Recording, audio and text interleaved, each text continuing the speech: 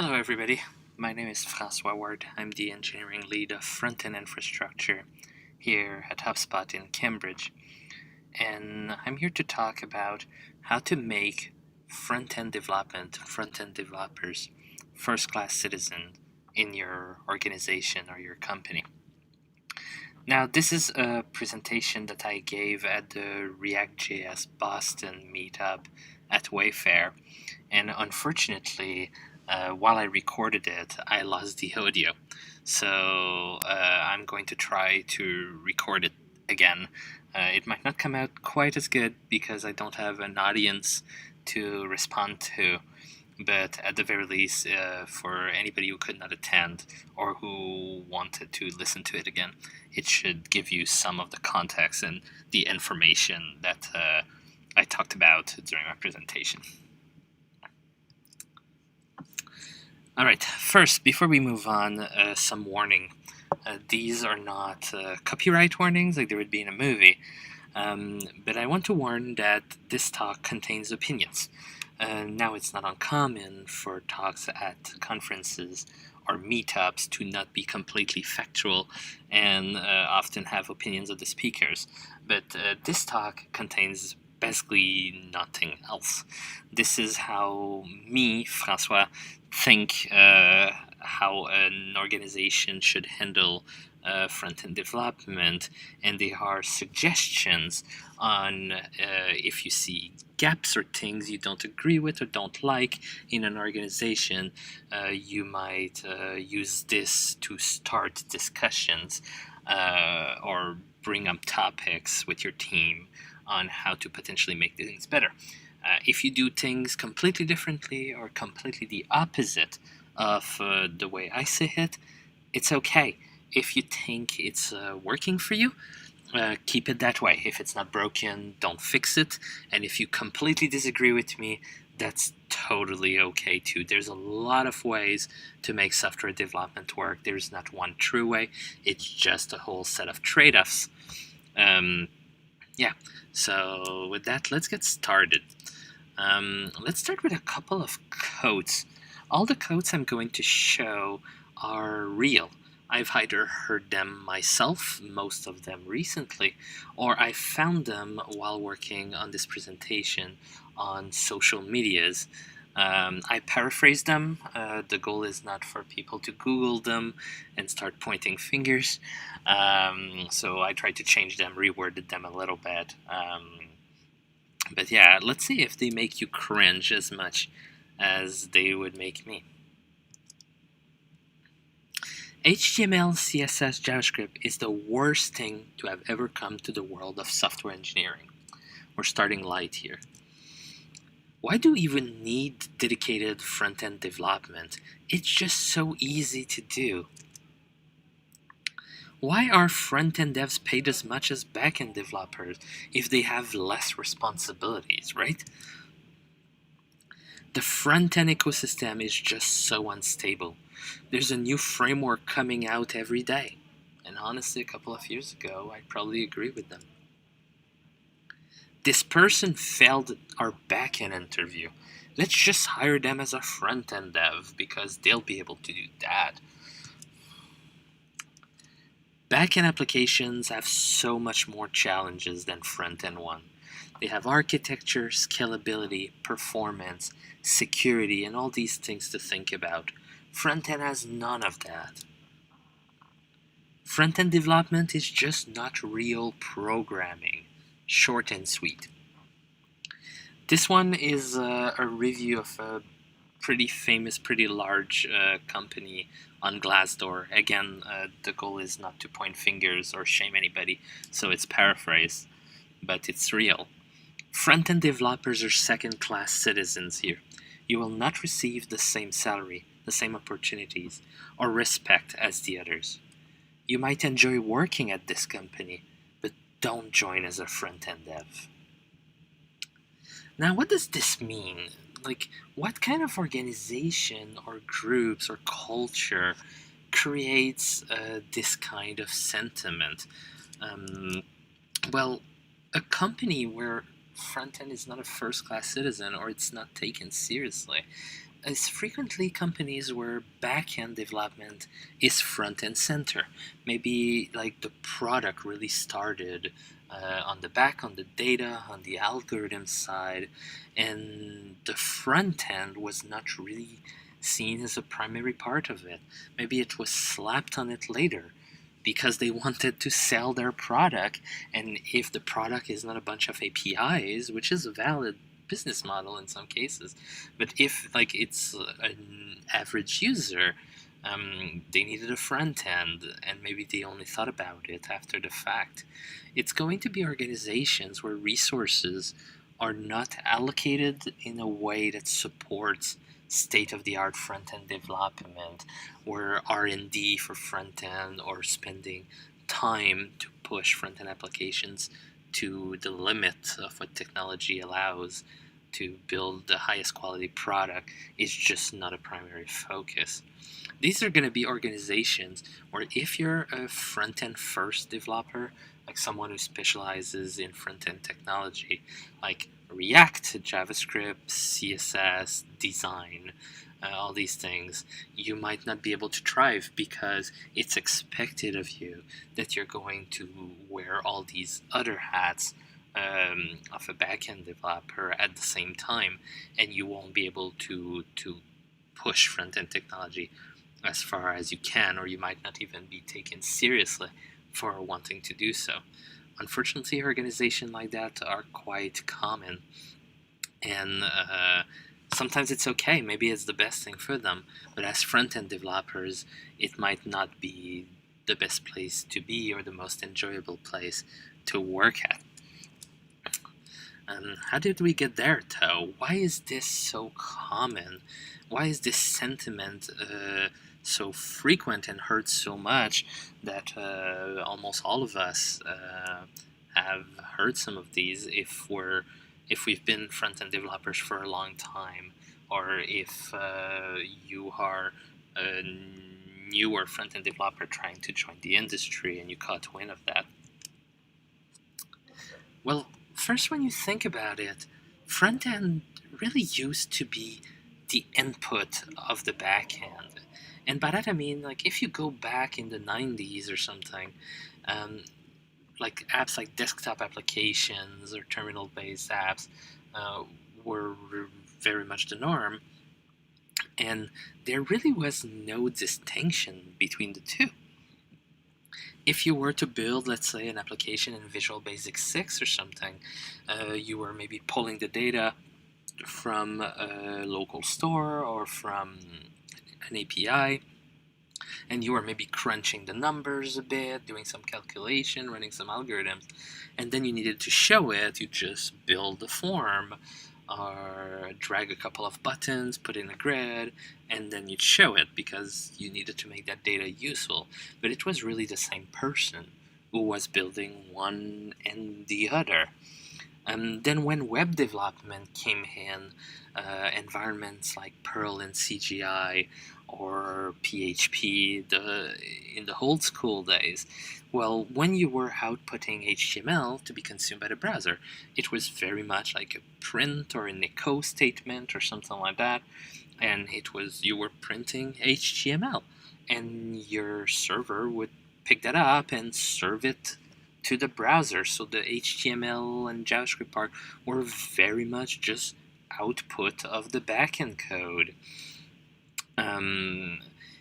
There were tools that were trying to abstract that away that were born because that wasn't great. There are tools like ASP.NET Web Forms back in the old days, or things like GWT for Java, that tried to make it that building a web application was very similar experience to building these desktop app where you'd only really have to think in the backend language. If there was a lot of data involved, a lot of SQL, a lot of databases, there were a slew, and there still are a slew of reporting tools that are meant to just build grids and forms with very little actual software development involved, software engineering. And a lot of developers were also forced into it because, again, like, you build a backend, you have to provide a user experience, and now you have to do it. A lot of people, that's not what they wanted to do, but to make their product valuable, they had to. If you're a Java or C# developer and you're forced into using those technologies that you really don't want to, you might start growing a negative sentiment about it. There's also, again, like if I follow that thought, there's very much a clash of backgrounds from other ecosystem. You have like the Java developers, the C# or Visual Basic developers, the Ruby devs, and so on, that are all coming together because they have to target a common platform. The front-end JavaScript and browsers ecosystem are kind of lowest common denominator that everybody has to target. They might not want to. That's not what they signed up for. A lot of these languages have static types. They have higher construct like classes that until ES6, were not in JavaScript.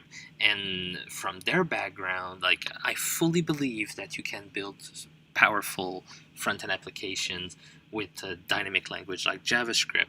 Things like Typescript and Flow are coming. Well, they're more than coming. They're pretty pervasive at this point. But even without them, while they're nice tools, the JavaScript and front-end ecosystem were plenty powerful enough to do what we needed to do with them. But if you're from a background where you actually think it's mandatory, this is not even up for discussion.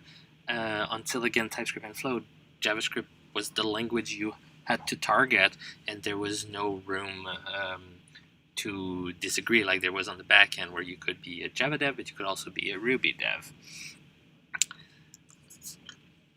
And this is not completely wrong that there was a lot of chaos in the ecosystem, a lot of growing pain.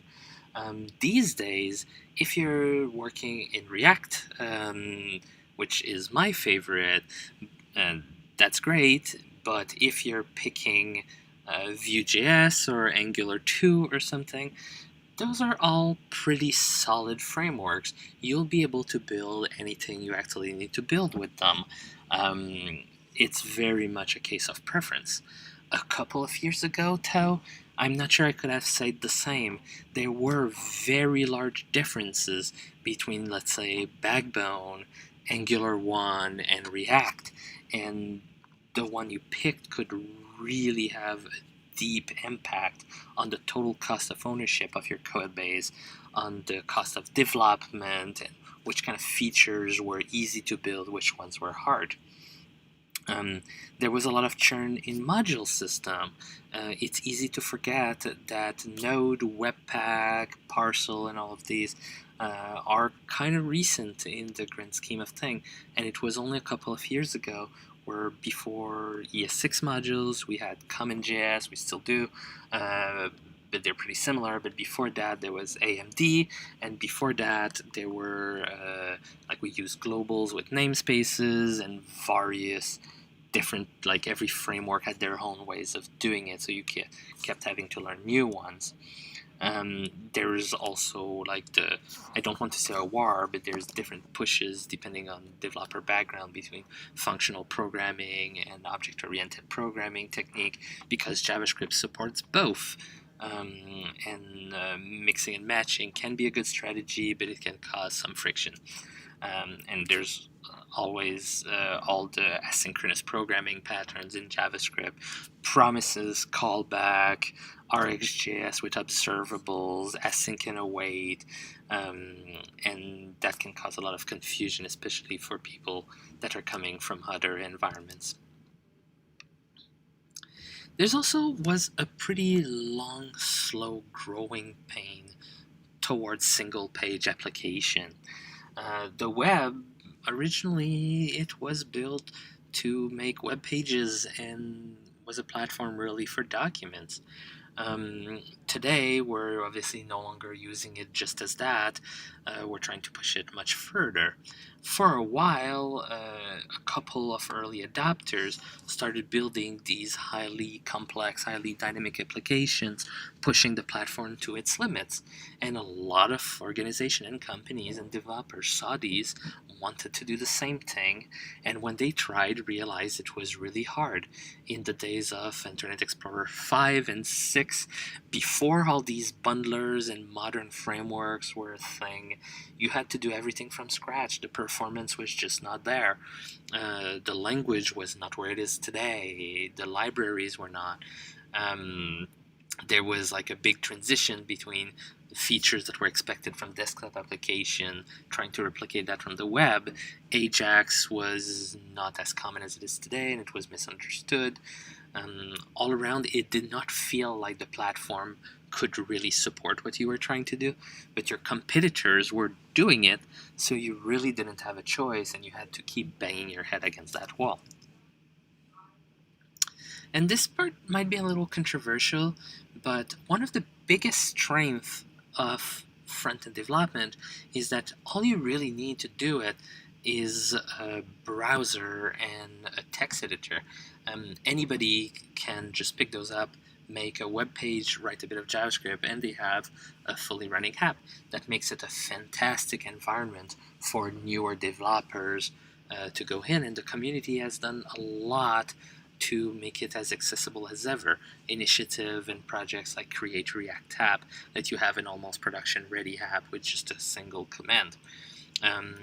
But when you have, like, again, this clash of culture and backgrounds, and you see an ecosystem where the majority, I think I can say the majority of developers are less experienced, if you're trying to be very negative, you see that and say something like, all these people are not real developers, they don't have computer science degrees, they don't have years and years of experience, they don't know how to build an enterprise application. And you can use that argument to kind of dismiss the entire ecosystem as a toy or a joke, even though really, since software is becoming so important to every facet of the world, you want as many people as possible to be able to work on it, else you'd never be able to scale. So these developers of today are your coworkers of tomorrow, and that's a wonderful thing. But again, some people will use that in a negative way, which is unfortunate. So why does it matter? How is it hurting you, your product, your organization, if people don't treat front end seriously? Well, there's a lot of ways to look at it. Some of the reason you could be considering to push for changes at your company. First, if you're working for an organization where the front end, like a public web app or something, is the product you're trying to sell, well, it's going to be the face of your company. It's going to be how people judge you. That there is millions of lines of code behind it does not really matter for a customer. They just want to be able to use your product and do their job. So if you provide a subpar experience or you don't invest properly in it, it's just going to hurt the company as a whole. If you're building tools for internal users, maybe you're working in a department that builds apps to support your company's own employees, well, this is still going to be what people work with every day, every time they come to the office, and that's going to hurt company morale, right? If the tools they have to work with are just not great. If the front-end developers don't have seat at the tables, then it's not going to be part of product management and product planning. The front-end aspect of the product are going to be pushed at the end and rushed. And again, you're not going to be able to create a quality product. You're going to have an organization where managers, the people that are evaluating you as a front-end developer, might not be able to appreciate your work. You might be working all evening or all week on this super cool, nice CSS animation, and that will make like the product and experience so much better. And then when your manager look at it, they're gonna be like, yeah, it's an animation, anybody could do that, and you're just not gonna be rewarded for it. In the same vein, you're gonna have missed opportunities and missed promotions if people can't appreciate how difficult and how multifaceted your front-end development and your like all the stuff that you've learned and built as part of your career. If they can't appreciate that, when comes time for a raise or to grow into your role, you might be dismissed, and a backend developer might get those opportunities instead.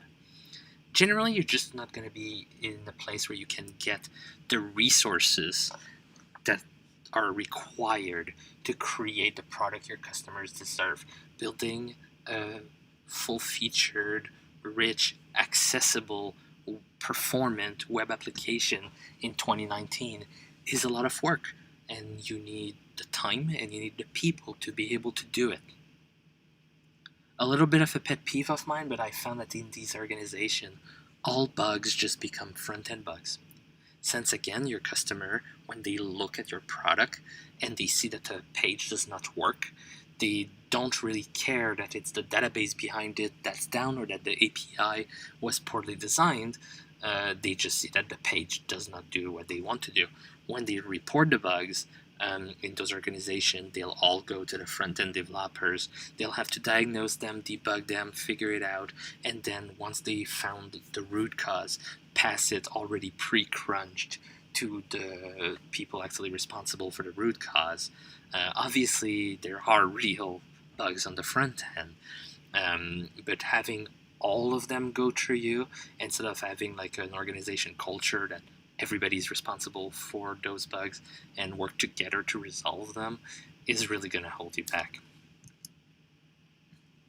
So how do you fix this? How can we make an organization better, a place where front-end developers can thrive and where front-end products can be developed with all the resources they need?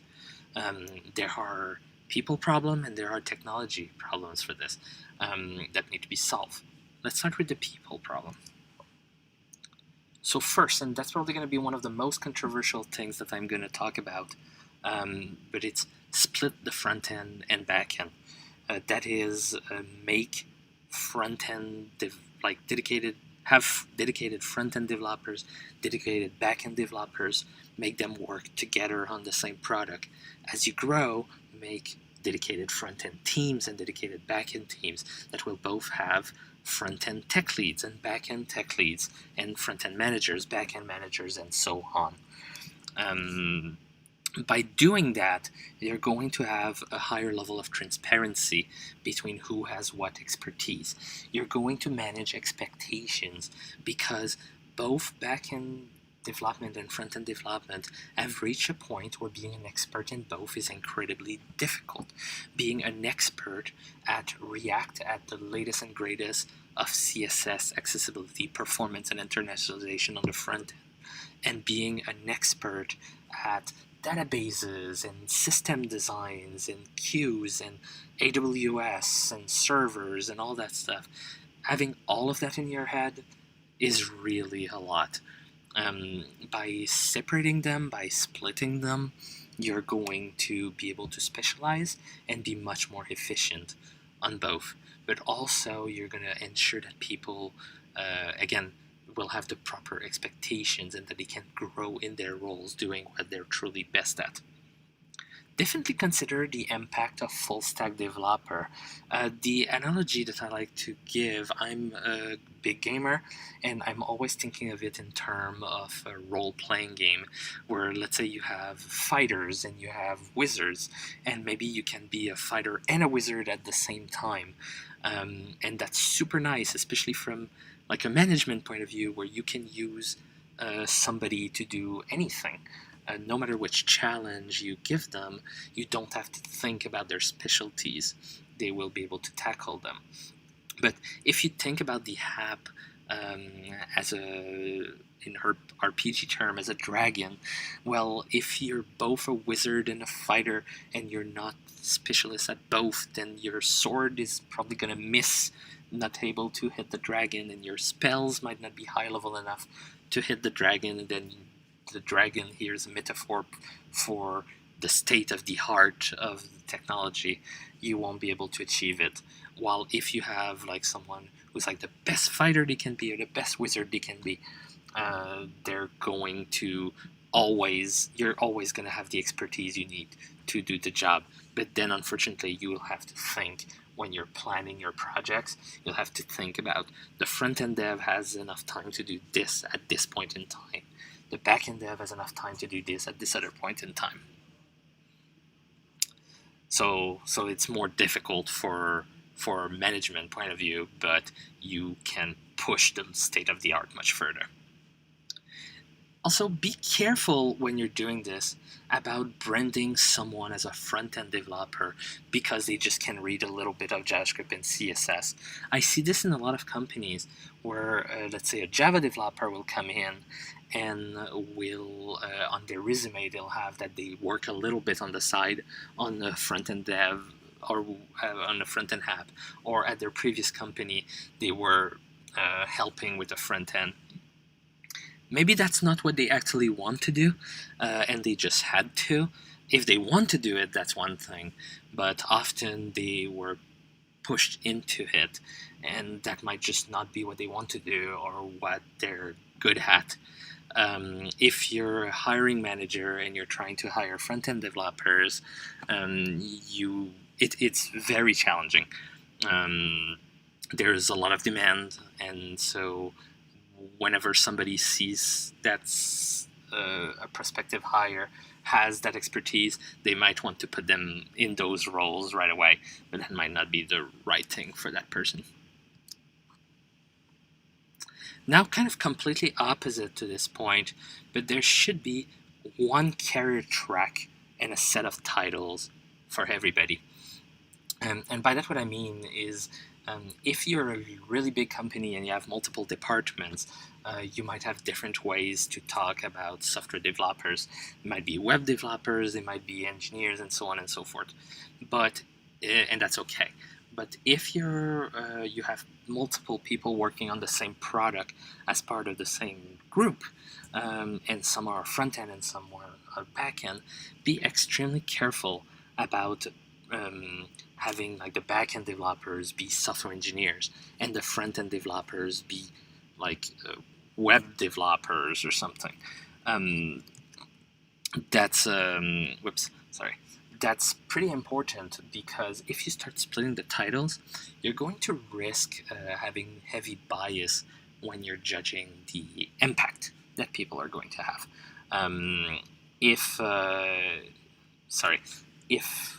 If when you're giving raises you have two different titles, they might very likely have different salary bands, and they might have, obviously we talked about how like you want front end and back end to have expectations that match the stack they're working on, but when they're judged for promotion, you want them to be able to be judged about the impact they're having on the product and on the organizations, not about some arbitrary salary track just because they have a different title.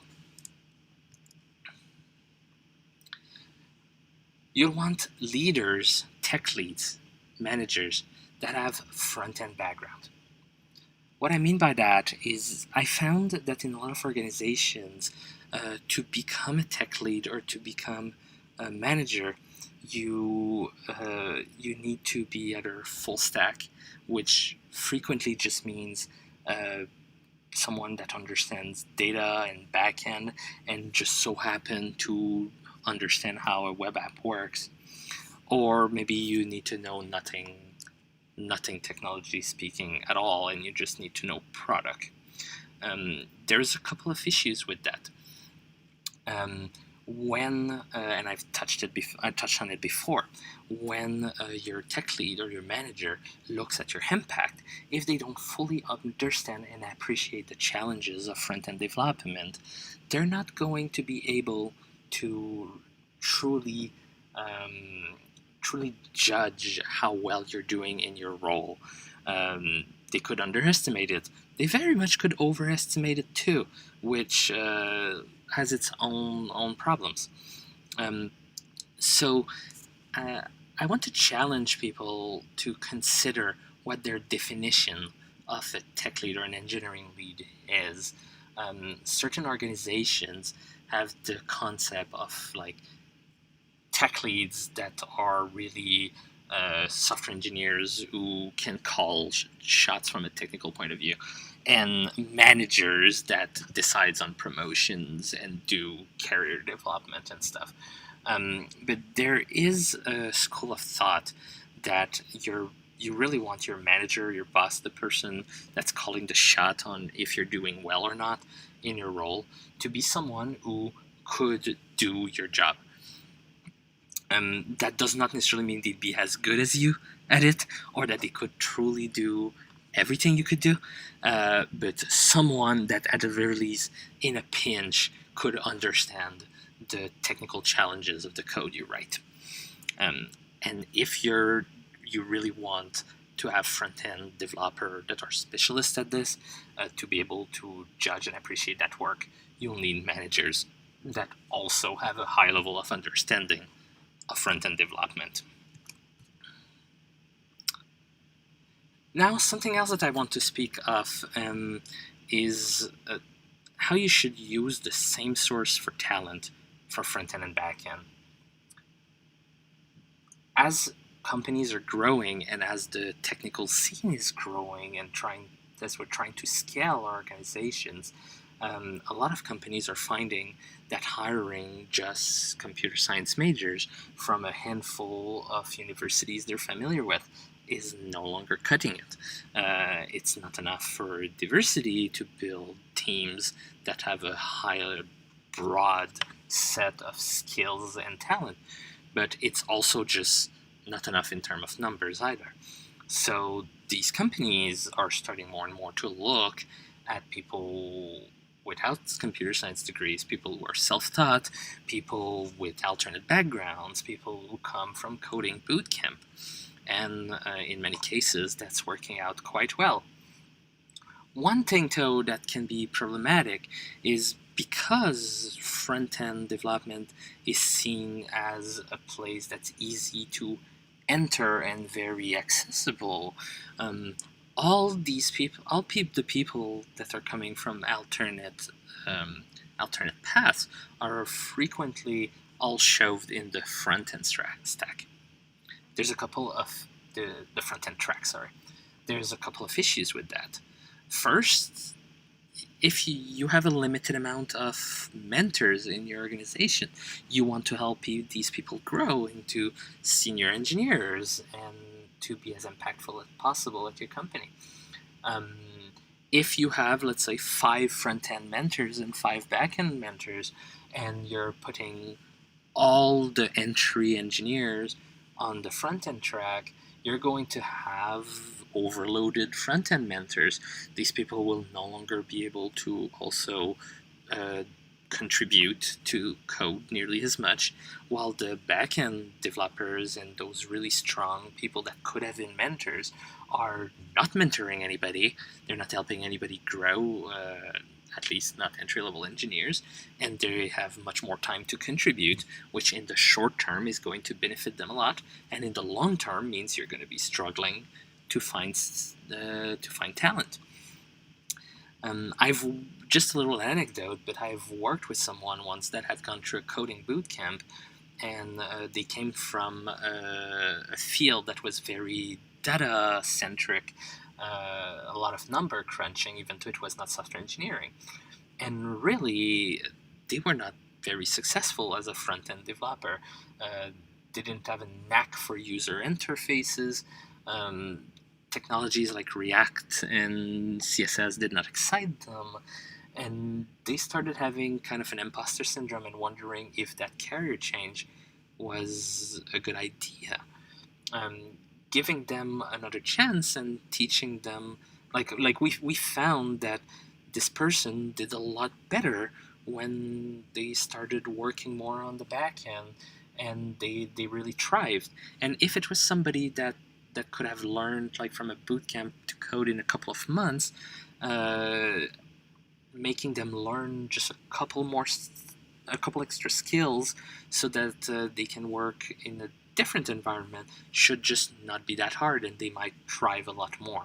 So again, be careful to all shoehorn entry-level developers all in front-end development. You don't want kind of a self-fulfilling prophecy where the front-end part of your organization is much more junior and hurting for mentors.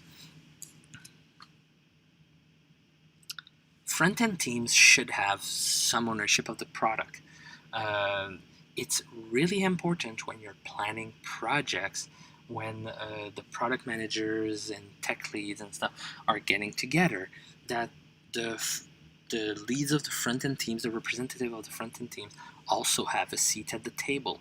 You want to be able to properly scope what it is to build the front end for your product. Make sure you have enough time, make sure you have enough people.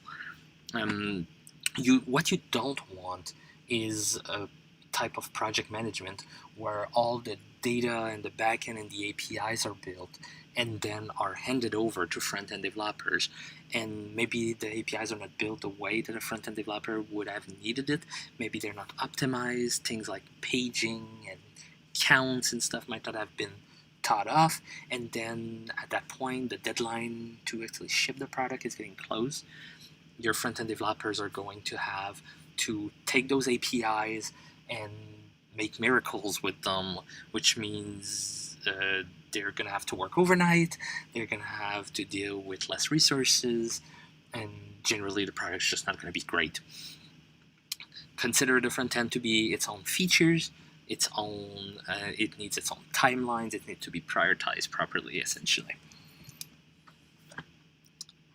You'll want to create a culture where front-end technologies have an identity, and that requires a bit of explanation.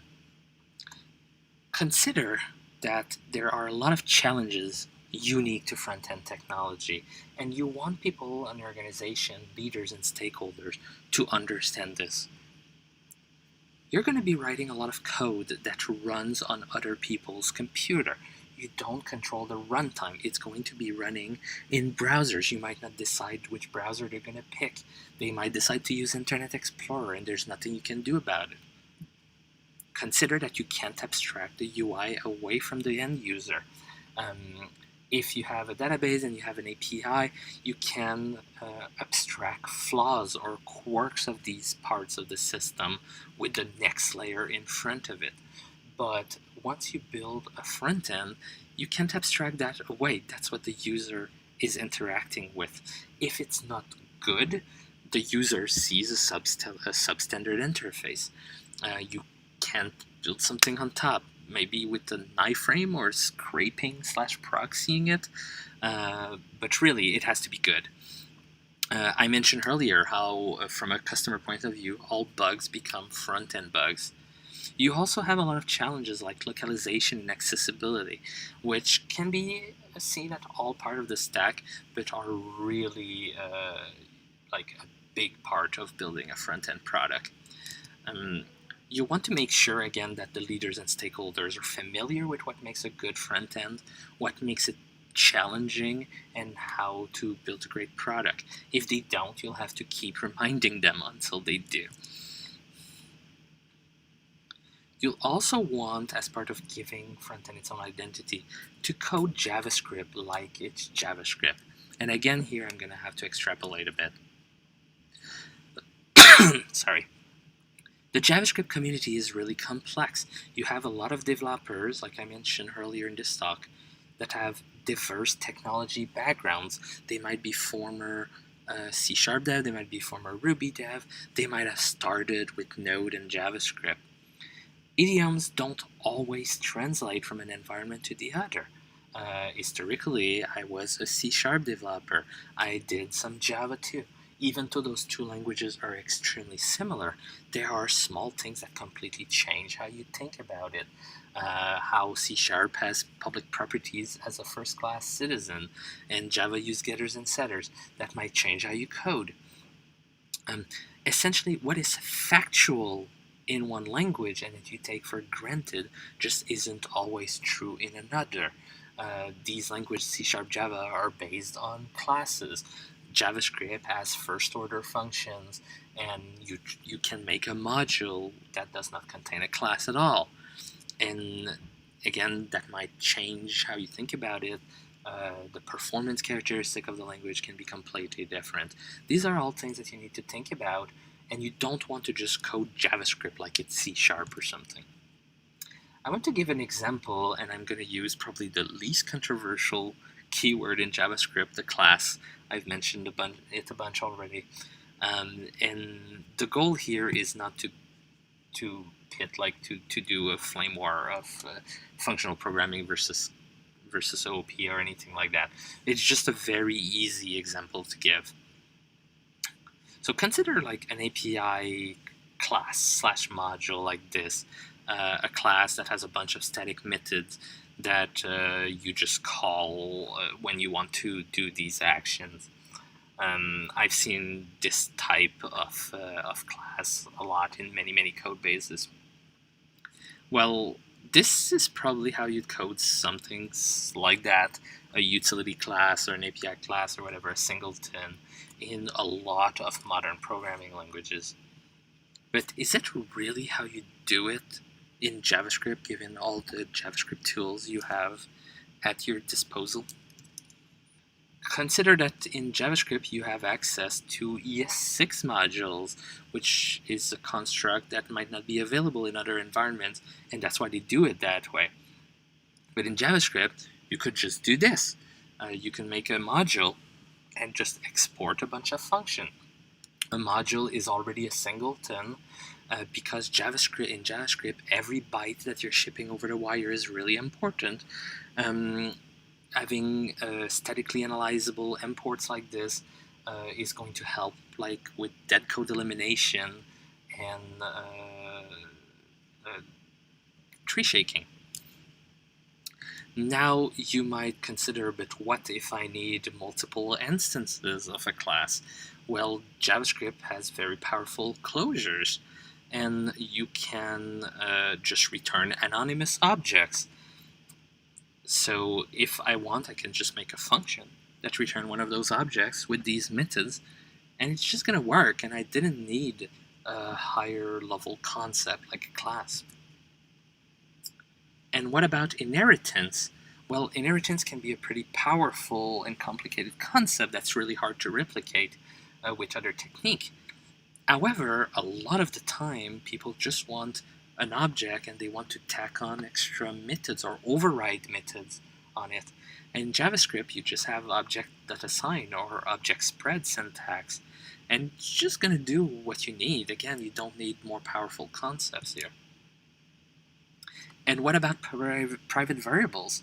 You could wait until the TC39, the organization that pushes changes to the JavaScript standard.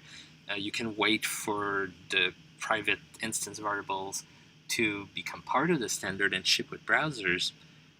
Or you can just use, again, a closure, and that works today using just normal functions and just normal returns. There's nothing more to learn about that.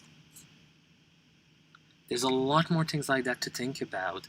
If you consider Typescript, which while it's not like standard JavaScript, it's a great type system that was built with JavaScript development in mind, especially with the features they added to it in recent years. But when you will use Typescript, consider that it's not C#, even though it could look like it. For example, it has structural typing instead of nominal typing. Basically, the fact that an interface that has a couple of properties will match any object that has the same properties. They don't need to actually say that they implement that interface. And that can change a lot on how you write your code. Things like dependency injection, if you've done, again, a lot of C# in Java, that's something that's pretty common, and there is some in like environment like Angular. But do consider that in a world where every byte matters, having one file where you define a lot of your dependencies might not be the right way to go, and a lot of dependency injection systems that are ported, if you will, from those other languages to JavaScript actually do it that way, and they're very hard to code split. Again, consider things like Node is not like Ruby or Python and stuff. The same holds true for CSS, HTML, and the rest of the front-end ecosystem. I'm just giving JavaScript examples there to keep things short. But essentially, you want to try to use the tools at your disposal and not make the assumption that what you've learned somewhere applies as is, and definitely don't assume that it's just a fact. Figure out the best way to solve the problems you're trying to solve, rather than just blindly using the techniques you're used to. Now we've mentioned how the ecosystem can be pretty chaotic and that people come from various backgrounds. That means there's going to be a lot of bike shedding going on, and the front-end world is notorious for it. So for those not familiar with the word, because I will use it a lot, bike shedding basically just means going back and forth on decisions or arguing about a lot of little things. When you're debating if you're going to go between spaces or tabs for your indentation, you're bike shedding. If you're debating between using classes or functions, you're bike shedding. So there's a lot of options in JavaScript and the front-end ecosystem, and people will bike shed them a lot. You'll need to make sure your organization grows into a healthy one. You'll need to solve that problem. You're going to be hiring a lot of really smart, really strong engineers with a lot of experience. They will not agree on what's the best way to build a front-end application. So the first thing I'm going to suggest is that you agree on some core engineering values. Whenever you're going to make a decision, you're going to have a couple of ideas in the back of your mind as to what's important. Depending on the stage at which your company or your organization is, if it's a really big one, a really small one, a startup, or whatever, that's going to influence a lot on what's the quote-unquote right way of doing things. Maybe you're at a place where you're focusing on performance and it's the most important thing to you. Maybe you're focusing on building an MVP of your product, a minimum viable product, and developing as quickly as possible, and maybe taking a hit on quality is what you agree on. Different people, if you don't make this clear, will argue with these kind of core decision in mind, and two people might debate and try to optimize for different things. And if that happens all the time, you're wasting a lot of time. So here's some examples of core engineering values that you should make explicit in your organization, document them, and every time a big decisions need to be made, refer back to them. Some example that I personally really like, but really you have to pick the ones that fit your organization.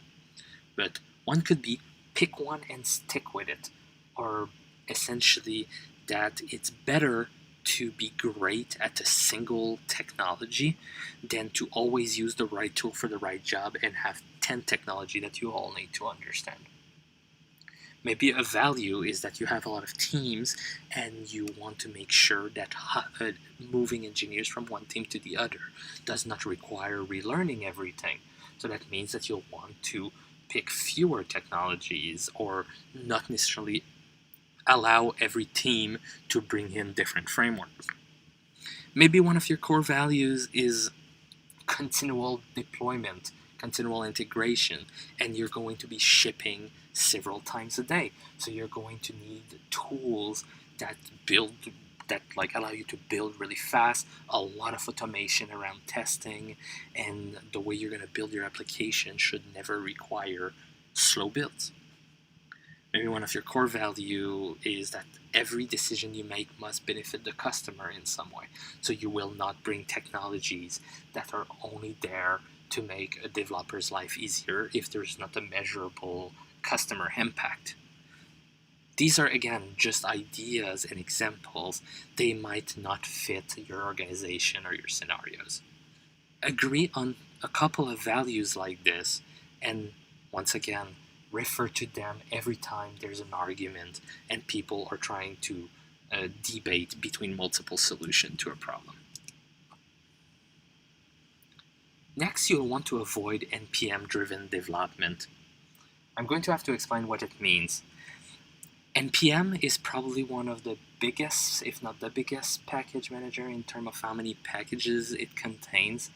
It's very easy to build a front-end application by coding very little. Every time you hit a problem that requires a non-trivial amount of code, you probably can Google and find a third-party library that will do what you want. You can assemble these like Legos to build an app. That can sound great. I mean, owning less code is better, right? Well, that has a lot of issues. First, you're going to have a lot of libraries that you might not actually understand. You're going to have to debate between which one is the best. Is this drop-down library the best? Is this other one the best? They're going to have bugs. You're going to have to decide if you work around them, if you just don't build a feature that would hit that bug, if you're going to work with the open source maintainer to fix the bug.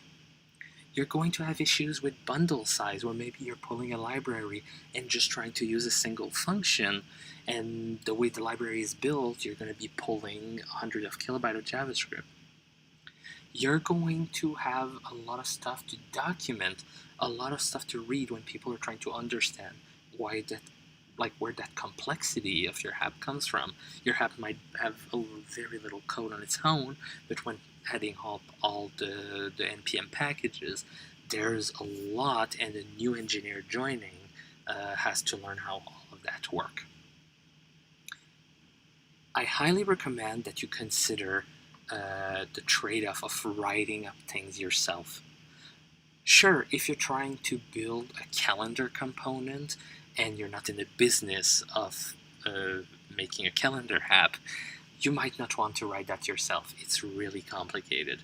But a lot of the code that people pull in NPM packages for is really trivial and simple to write on your own. Think about like a bunch of Lodash methods where you could just use ES6 or something. By writing your code on your own, you can tailor it to your own use cases. You never have to worry about breaking changes between major versions.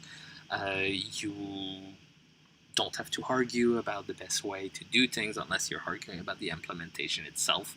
And you're going to have much finer control about your bundle size and how to make things fit into the rest of your architecture.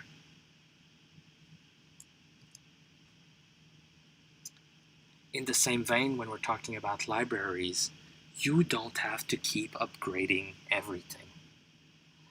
Have you ever seen these calendars that they sell around Christmas time that like has a little door for every day of December, and kids open a door every day and there's a chocolate behind it to help them wait until Christmas?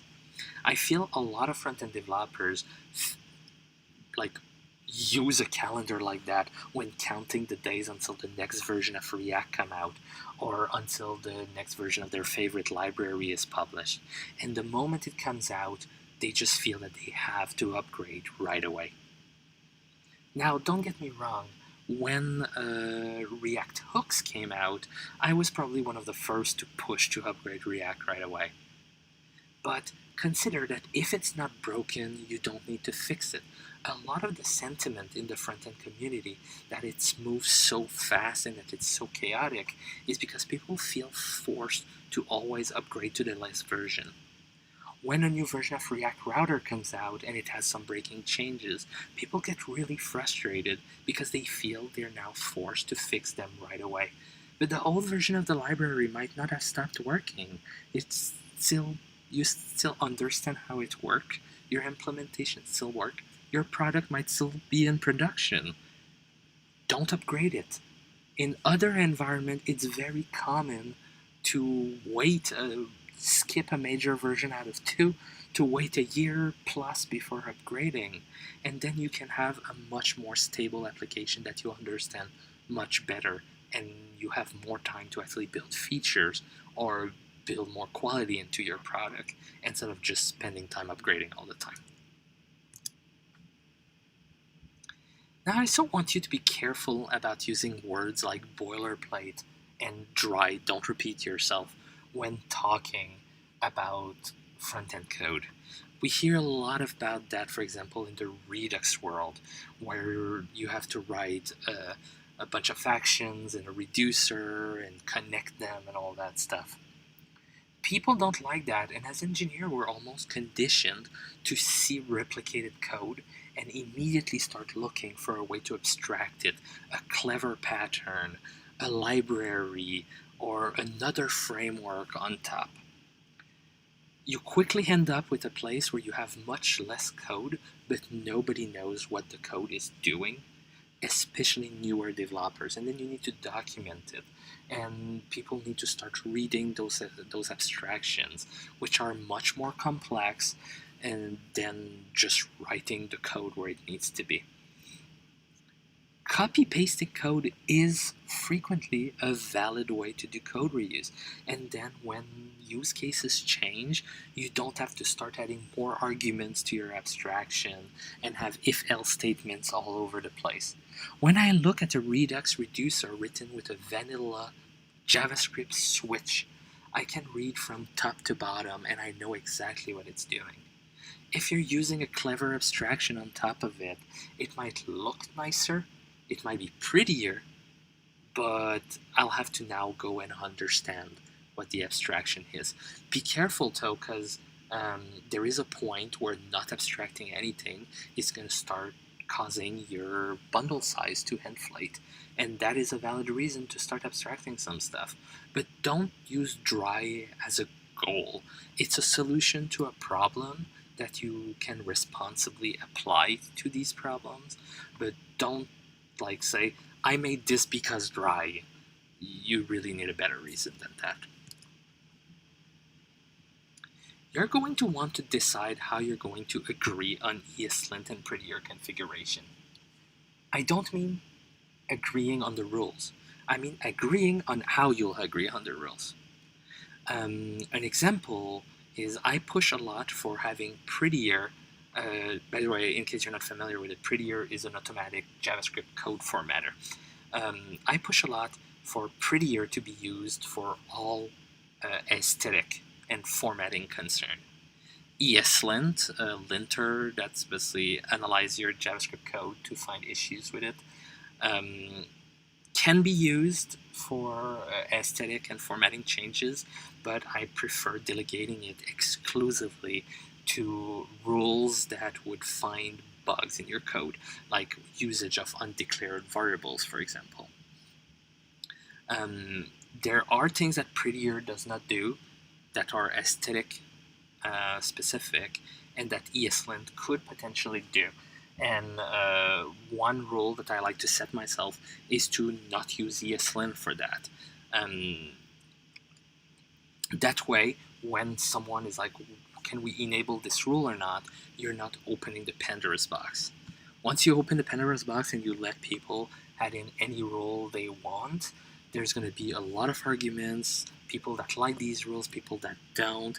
If you have an objective way of agreeing on them, this rule that we are adding will prevent an outage eventually, for example. That makes it a lot easier, and there's going to be a lot less churn in your ESLint rule. And prettier is really good for the formatting stuff. It does mean that you'll have to swallow your pride, and some formatting things will not get enforced, and that's okay. Just ignore them. Now, this one's probably my favorite, but again, as your organization grow, people will want to make changes to the way you do things. You don't want to be in a place where changes never happen. You don't want to be in a place where you're static and people are afraid of change. But you also don't want people to just constantly suggest to change everything.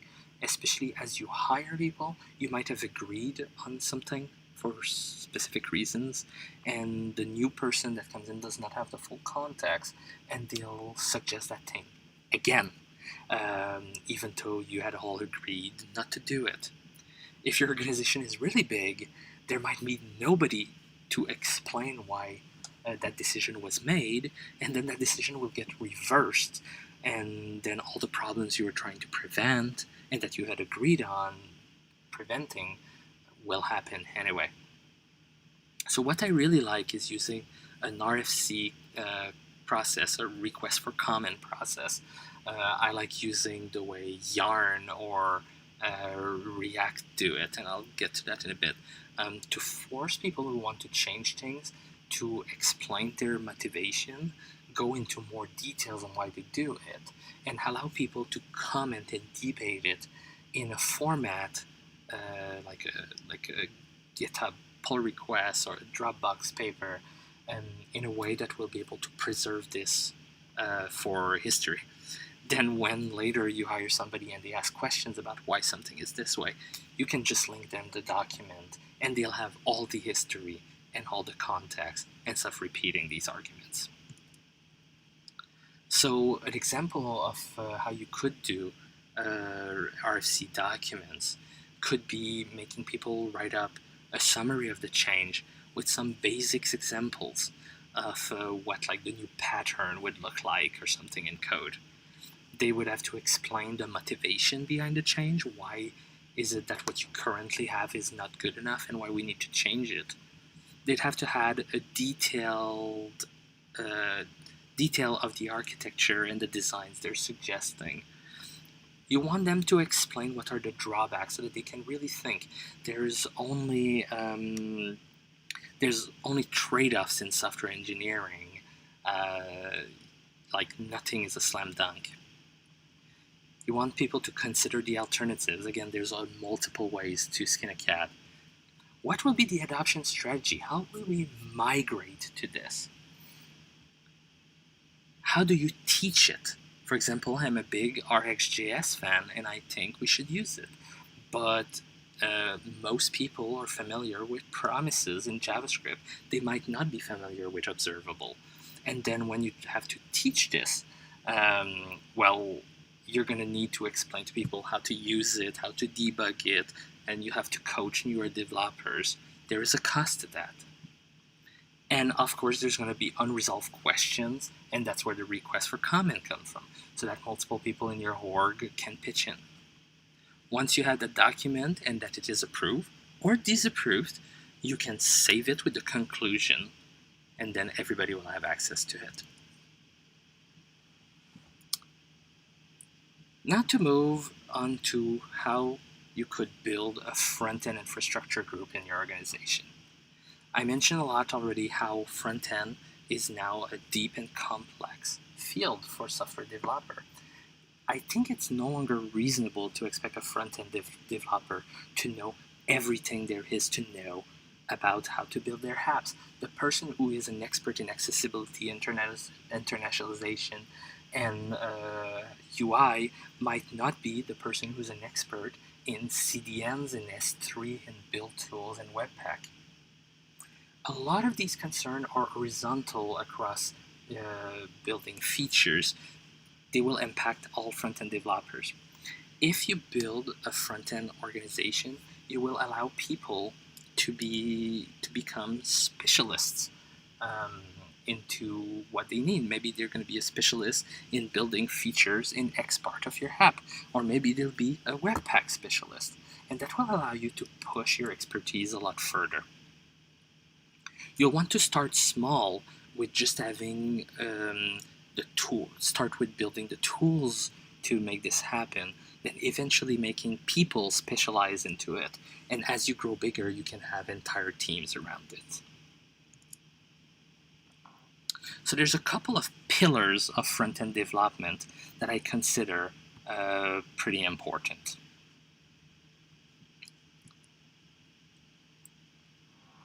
So again, you'll want to start small and invest in those pillars.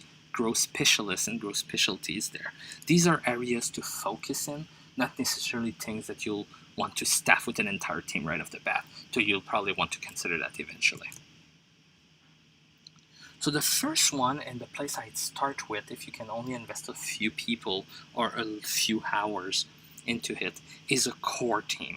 They'll want to be responsible for build and deployment. And when you're small and just starting, they'll also be responsible for everything horizontal, like all your tool, how your best practices, linting, deployment, all that stuff.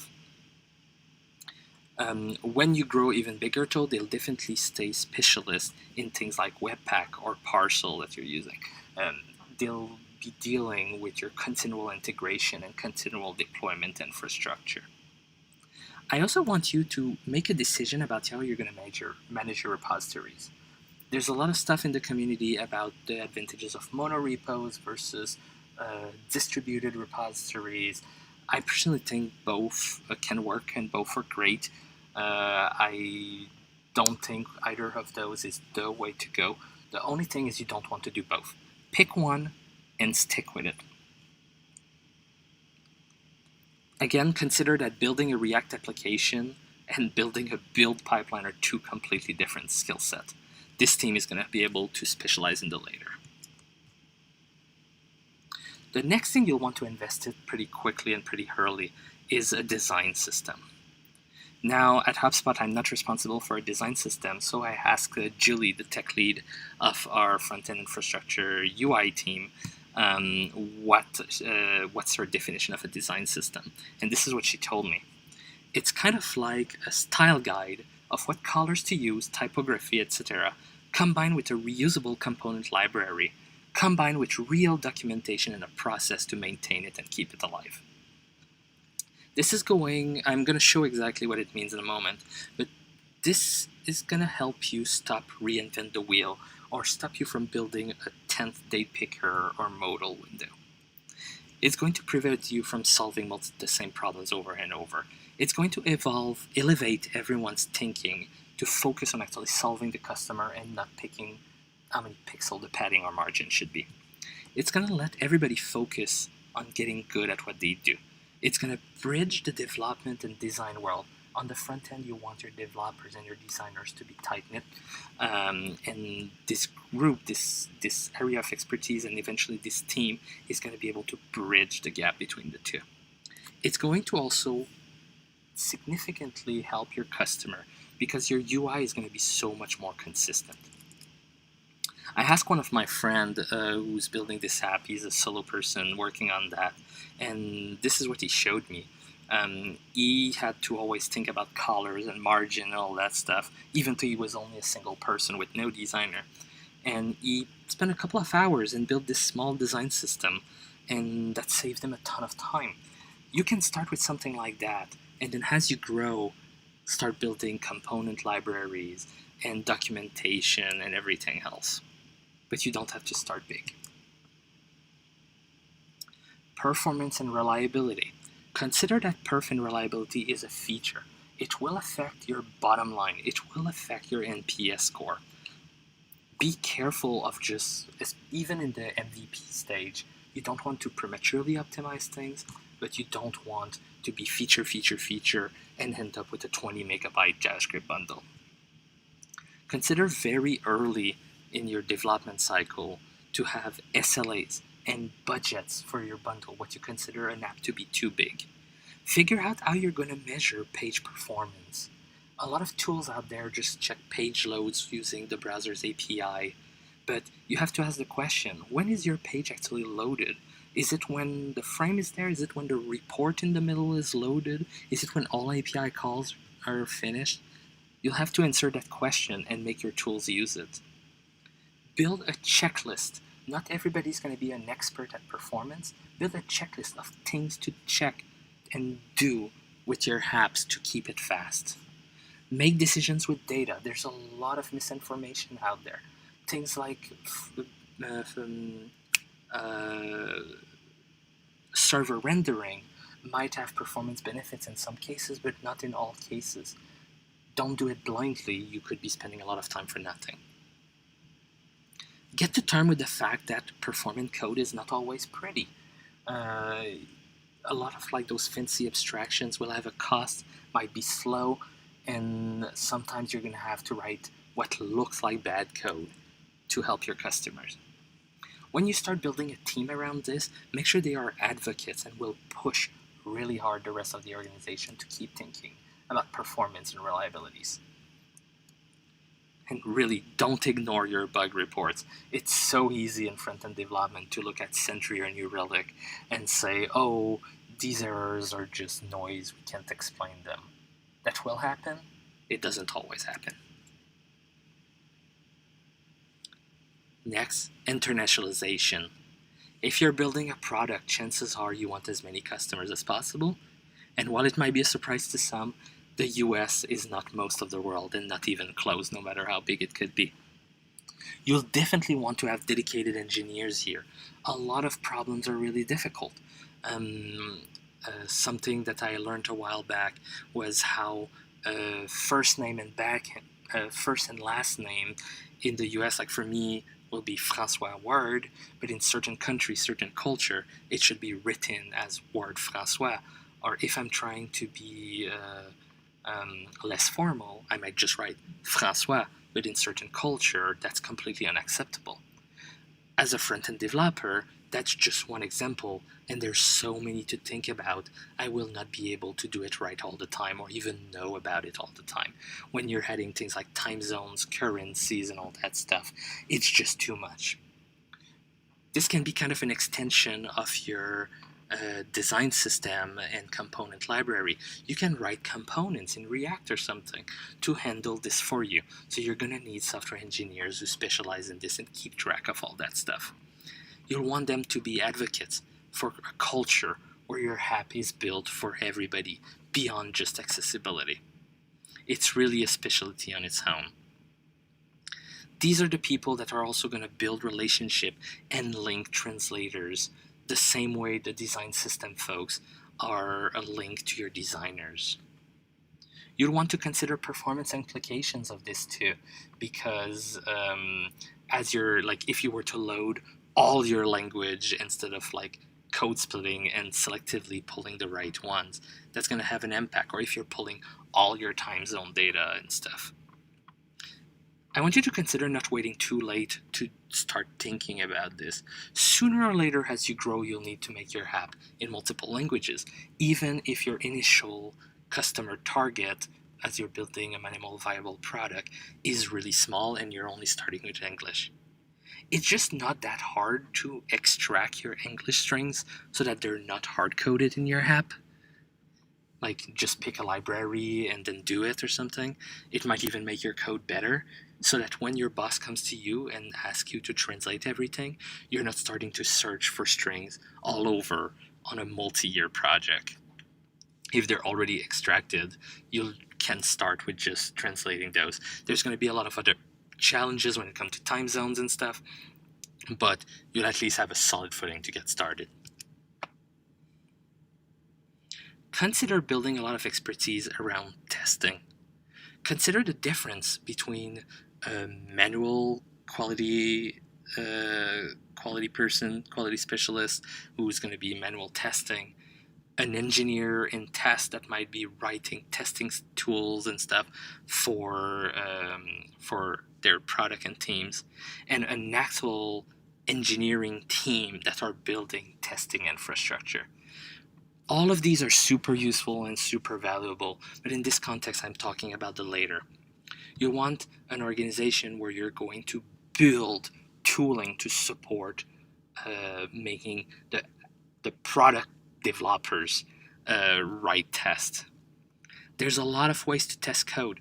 There's unit testing, the kind of test that you're writing as you're building a feature. There's integration testing, making sure that things work okay with each other, or like testing bigger components of your app.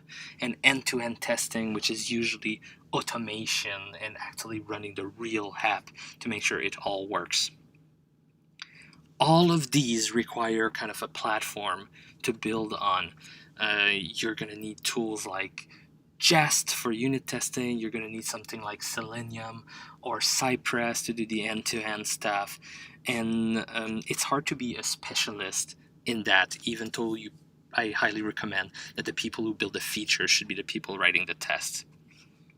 Selenium is really not that bad. It's just that when you're on a deadline and you just finished building a feature, now's not the time when you want to start learning about the quirk of a pretty complex tool. But if you have specialists in that, you're going to be able to better support your front-end engineers. Definitely be careful about your browser support story.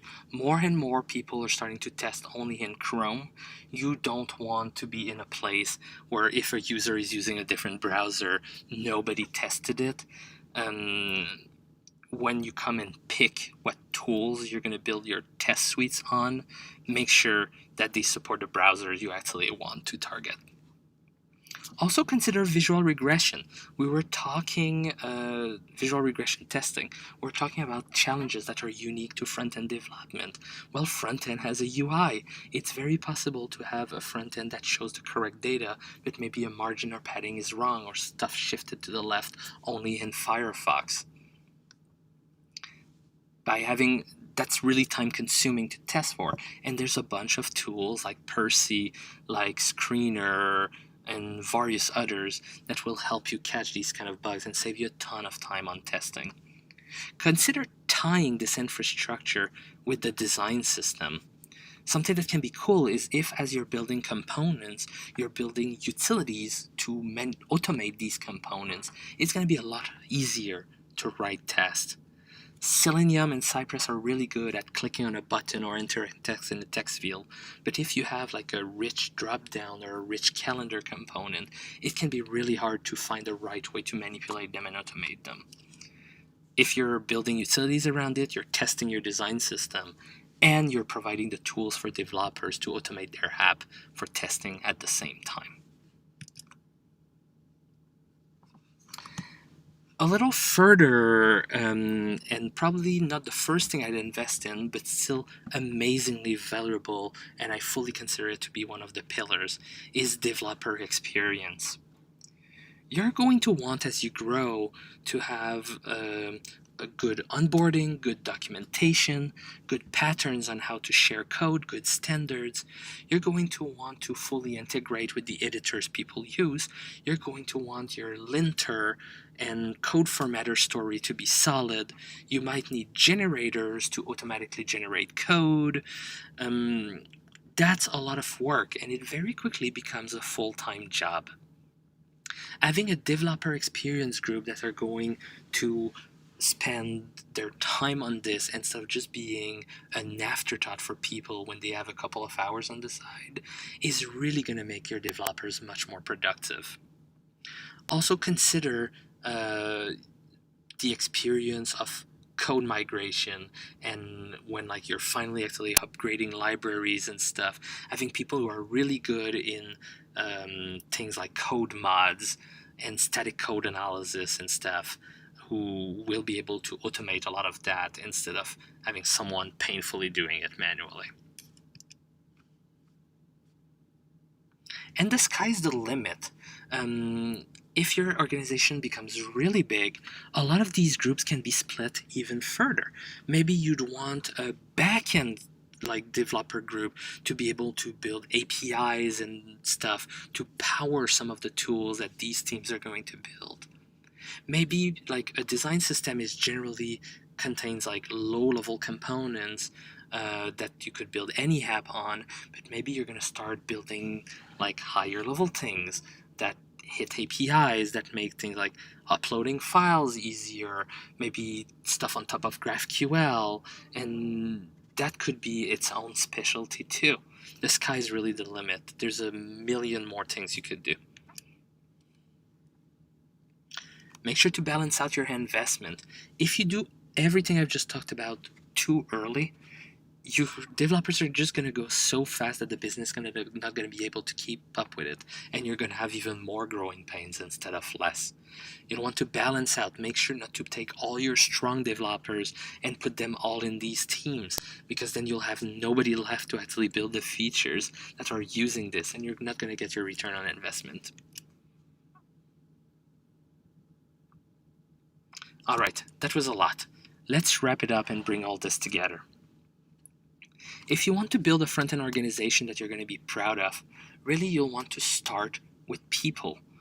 You're going to want to solve the bike shedding problem and all the decision making and argument issues. Remind people that front-end technologies have their own challenges and their own strengths, and that it's important to consider that during project management and during planning. And you'll want to invest in individuals or groups that support the rest of your front-end organization, because it's just too much to expect everybody to know everything. You'll want to grow into this, to keep things simple, don't fix what's not broken, balance out your investments. And that's it. Thank you, everybody. On the slide, there's my contact information. Feel free to reach out, and I'd love to know how this is working out in your organization. Again, thank you.